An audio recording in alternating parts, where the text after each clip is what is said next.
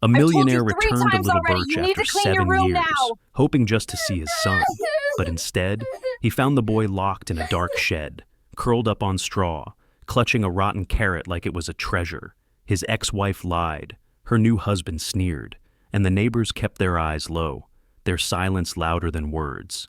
But then came Bruno, the blind German shepherd with a blue blindfold, who stepped between the boy and danger, sensing what no one dared to say.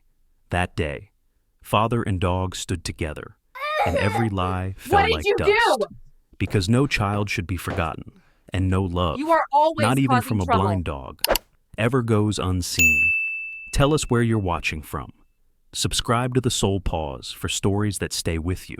Little Birch, Montana, was a town that never seemed to change, tucked against the edge of the Sapphire Mountains and blanketed with early autumn fog. Its roads curved around pine forests that smelled of sap and silence. On this particular morning, the clouds hung low, pressing gently on rooftops and whispering something cold through the branches. The kind of chill that reached bone, not through temperature, but through memory. Nathan Reeves sat behind the wheel of his matte black Range Rover, the engine idling as he looked down the narrow street he hadn't driven on in 7 years. The homes were familiar, modest wooden frames, paint slightly peeled, fences sagging at the edges. The kind of town that pretended not to notice when things went wrong behind closed doors. Nathan was 42, tall with broad shoulders that still held the posture of a man used to command. His dark brown hair, once thick, now carried the faintest dusting of gray near the temples. His jaw was sharp, always tense, and the lines under his eyes suggested a man who had earned his fortune by outworking every competitor, but had lost too much along the way. Dressed in a crisp black wool coat, jeans, and worn boots, he didn't look like a millionaire, and he didn't want to. Beside him in the passenger seat lay Bruno. Bruno was a 6-year-old German shepherd, larger than average, his sable and tan coat still thick despite the years. His eyes, once sharp and alert, were now clouded over with a misty blue haze, a soft navy blue blindfold, hand-stitched, worn but clean, covered his face gently, tied behind his ears. After a building collapse 2 years ago, left him blind. Most handlers would have retired him. Nathan didn't. He'd rescued Bruno from an abandoned K-9 training facility outside Denver, a dog left to rot like an outdated tool. Since then, the two had been inseparable. The dog didn't see, but he felt more than most people ever could. Nathan shut off the engine and opened the door. The cold bit at his skin as he stepped out. Gravel crunching beneath his boots. Bruno followed, tail low, nose twitching in the crisp air. His steps were cautious but confident, relying on Nathan's voice, the gentle tap of his hand, and some invisible instinct all his own. The house stood 2 doors down, faded blue siding, white trim around the windows, a ceramic wind chime shaped like a sun dangling from the porch. Nathan had paid for that wind chime. He remembered buying it in Santa Fe, back when Clarissa still laughed easily. Now it just clinked in the wind like a voice that had forgotten how to sing. He stood at the edge of the driveway for a moment, then walked forward. Bruno's nails clicked softly beside him. Clarissa Moore, formerly Clarissa Reeves, answered the door almost instantly, as if she had been watching. She was in her late 30s now, striking in that rehearsed way. High cheekbones, long auburn hair curled neatly, makeup just heavy enough to cover tiredness. She wore a wine-colored blouse and gray leggings, one manicured hand still holding a phone. "Nathan," she said, forcing a smile. "You didn't call, I know." He held up a blue gift bag with one hand. "Just wanted to drop this off. See Liam." Clarissa hesitated. For a split second, her eyes darted behind her, then returned to his. "He's not here," she replied. "He's away at camp." Nathan raised an eyebrow. "Camp? It's October?" "Life Skills Camp," she said quickly. "School organized it." Bruno let out a small grunt and stepped forward, nose sniffing the air. Clarissa flinched at the dog. "What happened to his eyes?" she asked. "He's blind," Nathan said evenly. "But he still sees more than most." Clarissa's laugh was short, clipped. "Well, I'm sorry you came all this way. Can you give him this?" Nathan held out the bag. Inside was a Lego space set and a gray hoodie, size medium. Liam's favorite color had been gray. Last Nathan knew. She took it with both hands, fingers trembling slightly. "Of course," a voice called from inside. "Who's at the door?" Fred Moore stepped into view, tall, broad-shouldered, late 40s, wearing khaki pants and a polo shirt despite the weather. His jaw was square, his smile thinner than ice. "Well," he said, "if it isn't the ex. I told Clarissa you'd show up eventually." "I'm not here for you," Nathan replied. "I came to see my son." Fred's eyes lingered on Bruno. "What is that mutt doing on my porch?" Bruno let out a low, almost imperceptible growl. Nathan didn't flinch. "He's with me," Nathan said. "Always." Before Fred could reply, a small voice echoed from the hallway. "Mommy, I want milk." Nathan froze. The voice wasn't Liam's. A little girl toddled into view. Around 1 year old, clutching a doll. Clarissa scooped her up instantly, but it was too late. Nathan had seen the panic in her face. "This is Emily," Clarissa said, her voice tighter than before. Nathan didn't say anything. He nodded once, then turned back toward the car, heart thudding like a slow drum. Something was off. Liam's name hadn't been spoken. No toys, no backpack by the door, not even a picture frame in sight. As he approached the gate, a quiet voice called out, "You're Liam's father? Aren't you?" He turned. Mrs. Mary Jenkins stood by the picket fence next door, mid-70s, wrapped in a quilted maroon shawl, her silver hair pulled into a tight bun. She was slight, with a thin frame, and leaned heavily on a wooden cane. Her face was weathered, but her eyes were clear and sharp. "I've lived here for over a decade," she said softly. "Watched Liam grow up." Nathan stepped closer. "You heard what she said I did." She nodded. "But Liam's still here. Hasn't left the property in weeks." Nathan's fists clenched. "Why would she lie?" Mary's voice dropped.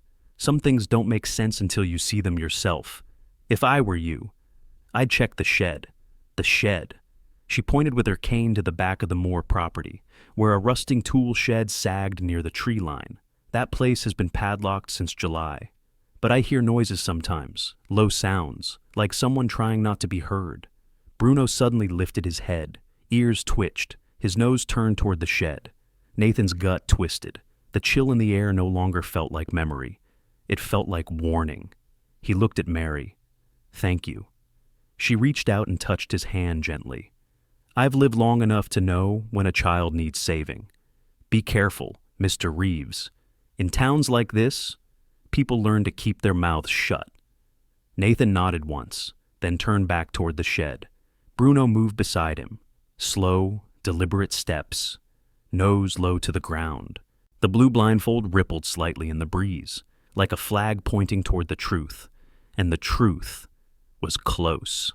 The wind sharpened as the sun began its slow descent behind the treetops, casting long shadows across the yard of the Moore residence. Nathan stood still, just beyond the old wooden fence, the weight of Mary Jenkins' words echoing in his chest. "I hear noises sometimes, like someone trying not to be heard." He turned his eyes to the back of the property. There it was, the shed, tilted slightly, one hinge visibly rusted, the paint on its boards long peeled by weather and time. It wasn't large, maybe 7 by 10 feet, but something about it felt wrong, not forgotten, hidden. Bruno stepped beside him, his nose twitching in the breeze. The blindfold around his face fluttered with each gust of wind. Yet his posture was alert, muscles taut beneath his thick coat. He let out a quiet rumble in his throat. Not a growl, not yet, but a sound of instinct awakening.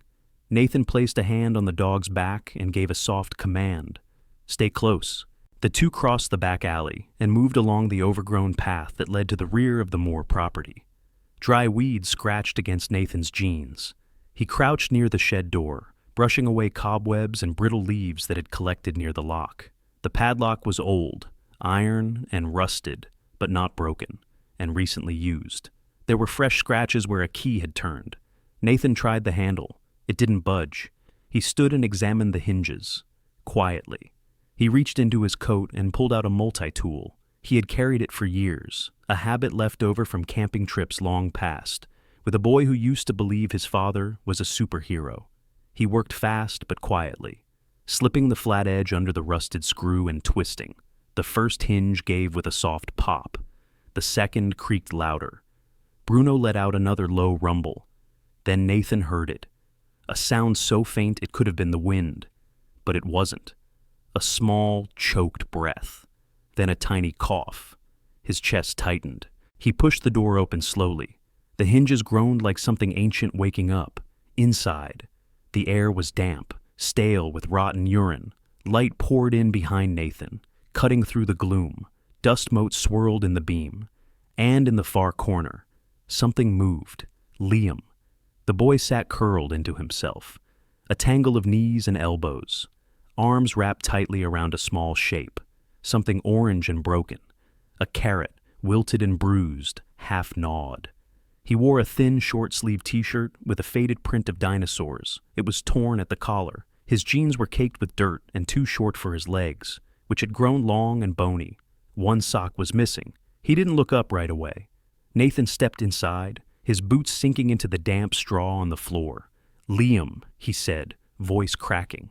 The boy looked up slowly. His eyes were swollen, the whites yellowed and ringed with red. He blinked several times, as if trying to confirm that Nathan was real. "Dad," he whispered. Nathan dropped to his knees. "It's me," he said softly. "I'm here." Liam flinched as Nathan reached forward. Reflex, he pulled his arms tighter, still holding the limp carrot. "I didn't steal it," he said quickly, hoarsely. "I just got hungry. I'll put it back." "No," Nathan whispered. "You don't have to give anything back. You didn't do anything wrong." Bruno stood just outside the door, his ears trained forward, nose lifted slightly as if reading the tension in the air. He barked once, sharp, alert. Nathan turned. A figure stepped out from the back door of the house. Fred Moore. He was now wearing a black fleece vest over his polo shirt. Holding a drink in one hand, he squinted toward the shed, clearly startled, then stormed across the yard. Nathan stood, instinctively stepping in front of Liam. Fred reached the door just as Bruno leapt between them, standing in the shed's threshold. The dog's blindfold did nothing to dampen his presence. His hackles rose, body stiff, a low growl rising from his throat like a warning from the deep. "Get that mutt away from me," Fred barked. Nathan didn't move. He doesn't like liars, or men who lock children in sheds. Fred's face twisted. "This is my property. You're trespassing. That shed is locked for a reason. So why is your stepson inside it, starving?" Nathan asked, his voice now cold as steel. Fred stepped closer, but Bruno held firm, though blind. He knew the line. "You need to leave," Fred hissed, "or I'll call the sheriff." "Good," Nathan said. "Let's call the sheriff, and Child Protective Services, and maybe a few news crews while we're at it." Fred's fist clenched, the drink in his hand sloshing over the rim. But he didn't speak. He stared at the dog, sensing, perhaps for the first time, that this wasn't a man he could intimidate. A door slammed from the house. Clarissa appeared, hair tousled, wearing a thick cardigan now, her expression frozen between panic and disbelief. "What's going on?" she demanded. Nathan ignored her. He crouched beside Liam and opened his arms. "Do you want to come with me?" Liam stared at him, then at the doorway, where Bruno stood like a sentry, slowly, uncertainly. He nodded. Nathan lifted the boy into his arms. Liam weighed less than he should have. Light, fragile, the kind of weight that told stories of skipped meals and nights without warmth. Fred stepped back as they passed. Bruno followed close, never letting the man out of his sensing range. Clarissa blocked the path to the driveway. "You can't take him. You don't have any right." Nathan didn't yell. He didn't argue. He simply said, "Then call your lawyer, but first, explain to them why your son was locked in a shed with a rotten carrot for dinner." He brushed past her. Clarissa stood frozen as they walked away. Nathan, Liam, and the blind dog, who saw too much, behind them. The shed door creaked slowly shut in the wind. The morning sun cast a pale wash over the town of Little Birch, breaking through the fog that had blanketed the valley overnight. Autumn leaves rustled across the pavement, crisp and orange, and the distant sound of a church bell marked the beginning of another quiet day. But for Nathan Reeves, this morning was anything but ordinary. He sat on the edge of the motel bed, a modest room at Pine Hollow Inn, the only place in town that didn't ask questions. The curtains were open just enough to let in light, not enough for curious eyes. Liam lay on the other bed, wrapped in a thick flannel blanket. His breath shallow but steady. His small hands still clutched the corner of the hoodie Nathan had given him the night before. Bruno, the blind German shepherd with the blue blindfold, rested beside the boy, his body curled protectively, one ear flicking at the sound of passing trucks. Though he couldn't see, his presence seemed to calm Liam. There was something about the way Bruno tilted his head, the way he leaned in gently when Liam stirred. It gave the boy permission to feel safe for the first time in years. Nathan watched his son sleep without fear, tightening his chest. Nathan reached into his coat pocket and pulled out a slim dash cam, his car's built-in recording unit. He had kept it running during his confrontation with Fred and Clarissa the day before. He connected it to his laptop and opened the files. The grainy footage showed him approaching the shed. The rusted door, Bruno growling, Fred's aggression, Clarissa's denial. It wasn't crystal clear, but it was enough to prove the shed was in use, and that Liam had been inside. He copied the files to a thumb drive, then checked his phone. No messages from Cynthia, no police yet either. But he wasn't naive. It was only a matter of time before she tried to spin the story. He needed more than footage. He needed testimony. Down the street, Mary Jenkins stood in her garden, pruning her chrysanthemums with gloved hands. She wore a blue shawl, her hair tied back in a tidy bun. And though her movements were slow, there was strength in them. Nathan approached with Liam walking beside him, a little stiff, Bruno padding faithfully behind. The boy hadn't spoken much since leaving the Moore house, but he hadn't flinched when Nathan touched his shoulder this morning. And that was something. Mary looked up and smiled softly. "I was hoping you'd come back," she said. Nathan held up the drive. "I have some video, but I need your help. You said you heard things. Do you still have your outdoor camera?" She nodded, then turned toward the porch. "I'll make us tea. You two come sit, inside the house." Everything was neatly arranged. Faded family photos lined the shelves, and the scent of cinnamon drifted from a candle on the table. Mary moved slowly but purposefully, pulling a small plastic box from a drawer and laying it on the table.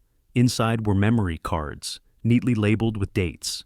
"I don't check them often anymore," she said, pouring steaming tea into chipped ceramic cups.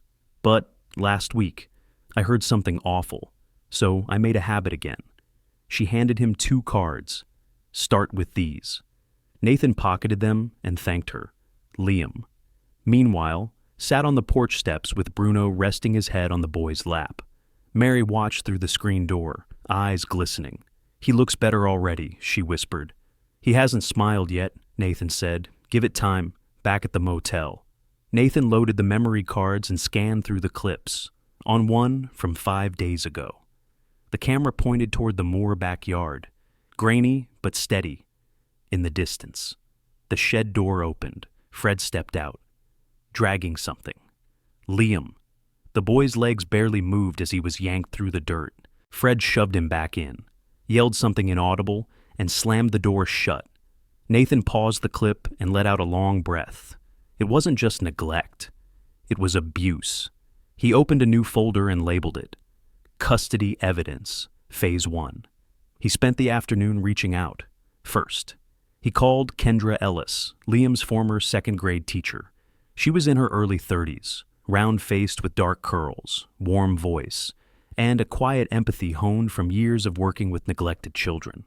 She had always sensed something was off about Liam.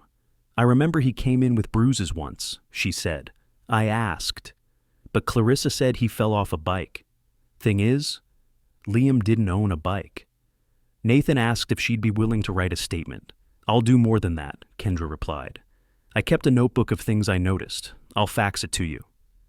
Next, Nathan reached out to Detective Janice Rivera, a local officer he had known back when he still lived in town. She was tall, lean, and known for her unshakable patience and blunt honesty. Janice had once helped investigate an illegal kennel ring outside town, which was how Nathan had first met Bruno. "You sure you want to go this route?" she asked after Nathan laid out the situation. "I've got no choice," he said. "Then I'll watch the videos. If I see what you say, I will. I'll start the paper trail with CPS myself." That night, Nathan returned to the motel just after sunset. The room was dimly lit by a small lamp, and Liam was lying on the floor, belly down, giggling. Bruno was stretched out on his side, playfully nudging a squeaky rubber duck that Mary had slipped into Liam's bag when they left. The boy looked up at Nathan, face flushed with color, a hint of joy in his voice. He likes the duck. Nathan crouched beside him, the emotion catching him off guard. I think he likes you more. Liam pressed his forehead to Bruno's side. He's warm. I never had a warm thing before. Nathan didn't speak. He just pulled the blanket off the bed and wrapped it around them both, as Liam drifted to sleep with Bruno curled beside him. Nathan looked out the window at the motel parking lot. The sky was clear, no wind, no sound, but something was changing. He had planted the first seeds of light. The courthouse in downtown Little Birch was small, no more than 2 stories, with ivy clinging to its outer bricks and a rusted weather vane spinning gently above the roof. Inside, the courtroom held just over 30 seats, the kind of place where family disputes unfolded quietly, until today. Nathan Reeves stood at the plaintiff's table in a navy suit, his posture steady, though his fingers gripped the edge of the table just a little too tight.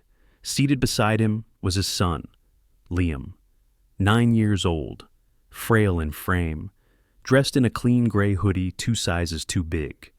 Under the table, curled calmly at Liam's feet, lay Bruno, the blind German shepherd with a deep sable coat and a soft blue blindfold tied around his head.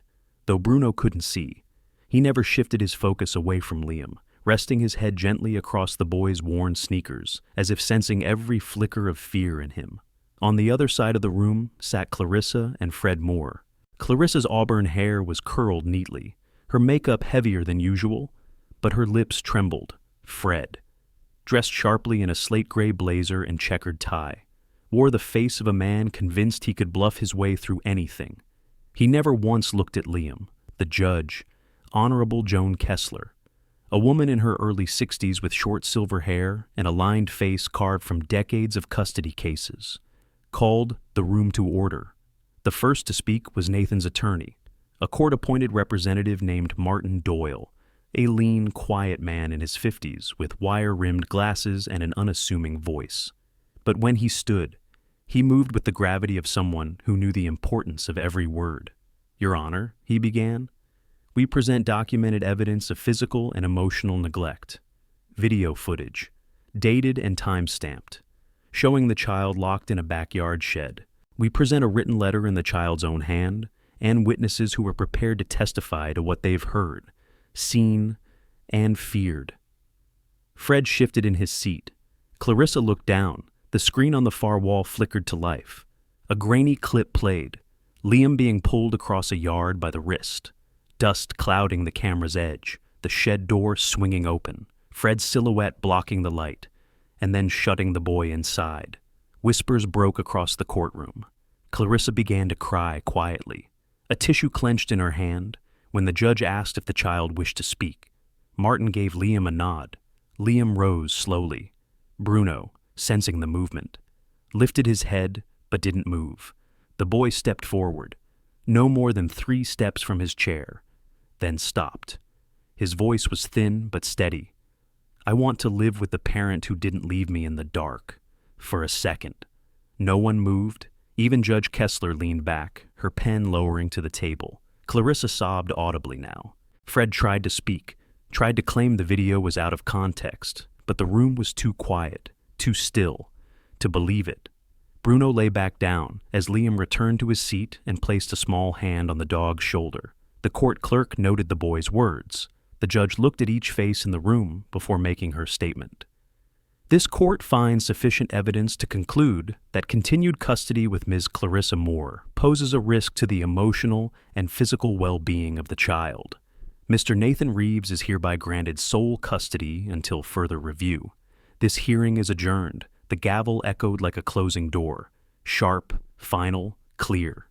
Bruno remained at Liam's feet, unmoving, as if guarding not just the boy's body, but the first flicker of safety Liam had ever known.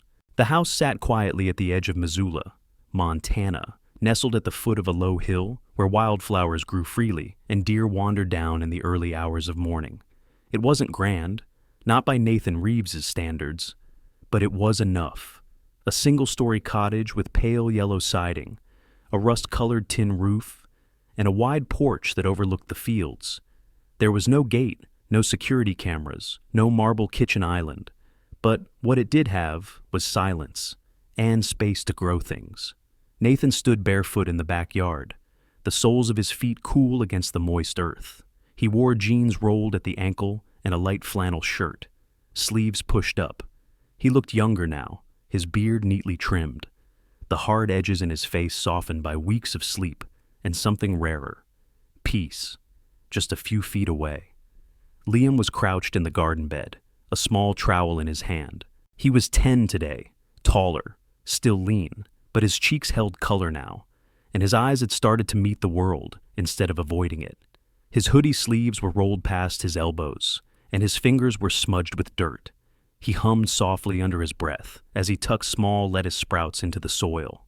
Bruno lay nearby in a custom-built doghouse Nathan had painted sky blue. The blind German shepherd rested his head on his front paws, his soft blue blindfold still tied neatly around his face. Though he couldn't see the garden, he knew every inch of it by scent. His tail thumped once against the ground when Liam walked past. The backyard had transformed in 3 months. Where there was once bare grass now stood raised beds filled with rows of tomatoes, beans, carrots, and mint. Liam had picked each one. They even built a tiny herb corner for Bruno. Parsley, basil, lavender, all scents he seemed to enjoy. On the fence, a wooden sign read in shaky but bold letters, Bruno's Patch. Later that morning, a small group gathered near the porch. Nathan had invited only 4 people. There was Mary Jenkins, wearing a soft blue dress and wide-brimmed straw hat, her silver hair pinned back, holding a jar of homemade raspberry jam. She looked healthier than she had in months, her cane now more of a formality than a necessity. Next to her stood Officer Rachel Green, a local policewoman in her 30s with a round face, auburn ponytail, and a warm, no-nonsense attitude. She had overseen Liam's welfare checks during the court transition and had become a quiet friend to the family. Then came Ava Mendel, the lawyer who had helped Nathan win custody. She arrived in dark jeans and a green sweater, a stark contrast to her courtroom elegance. But her presence still carried strength. She had driven up from Helena just to attend this small celebration. Last was Chief Howard Dale, a grizzled man in his 60s with a buzzed gray head and badge pinned crookedly on his vest. He had come with purpose. Under one arm was a wooden box, polished and sealed with a gold clasp. Nathan stepped up to the porch beside Liam and cleared his throat. "Thank you all for coming," he said. "I know this isn't a big party, but for us, it means a lot." He looked at Liam, who held a folded piece of paper in his hand, one edge slightly bent from being opened and closed all morning, before anyone else could speak. Chief Dale stepped forward. "I've served with service dogs, canines, trackers, and patrol animals for over 30 years, he said, but rarely do we see one not just serve a community, but heal it. He opened the box and pulled out a small medal on a blue and gold ribbon. It shimmered faintly in the sun. "We hereby award this to Bruno, service dog of courage, for acts of emotional resilience and unwavering loyalty in the recovery of Liam Reeves." He knelt and gently draped the ribbon over Bruno's shoulders. The dog, still and calm, lifted his head as if he understood. Everyone clapped. Liam knelt beside Bruno and whispered something into his ear. Mary smiled through tears. "It's about time that dog got his medal." Rachel grinned. "He deserves a statue." Later that afternoon, Nathan brought out a homemade cake, slightly lopsided but filled with strawberries and frosted by his own unsteady hand. 10 candles burned along the top. Liam took a deep breath and blew them out in a single go. Instead of rushing to cut the cake, Liam reached into his hoodie pocket and handed Nathan the folded paper. "I wrote this," he said shyly, "for you and Bruno." Nathan opened it slowly. The handwriting was blocky but careful. "Thank you, Dad, for coming to find me. And thank you, Bruno, for not leaving me behind." Nathan didn't speak.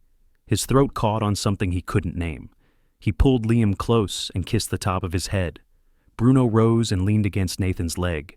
As the sun dipped below the hills and golden light bathed the garden, they sat on the porch steps together. There were no speeches, no applause, just three quiet souls, father, son, and dog, sitting in a backyard full of life, and for the first time.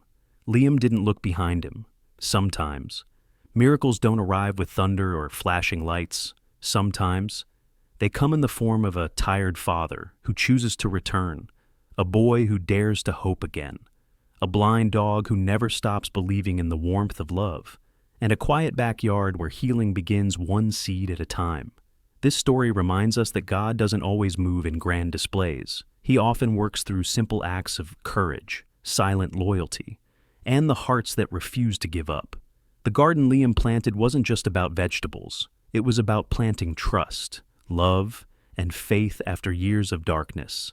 And Bruno, though blind, was a vessel of God's gentleness, guiding the boy with a kind of light that eyes could never see. Maybe today, you're feeling forgotten. Or maybe someone you love has been left in the shadows for far too long. But, just like in Liam's story, God sees. He sends unlikely angels, sometimes in fur, sometimes in flannel, sometimes even in you. If this story touched your heart, leave a comment below and share your thoughts. Type Amen if you believe every child deserves to be seen, loved, and protected. Subscribe to the Hope Tales channel to hear more real stories that remind us no one is ever too far gone for grace. And may God bless you and every quiet fighter still waiting for their own garden to grow.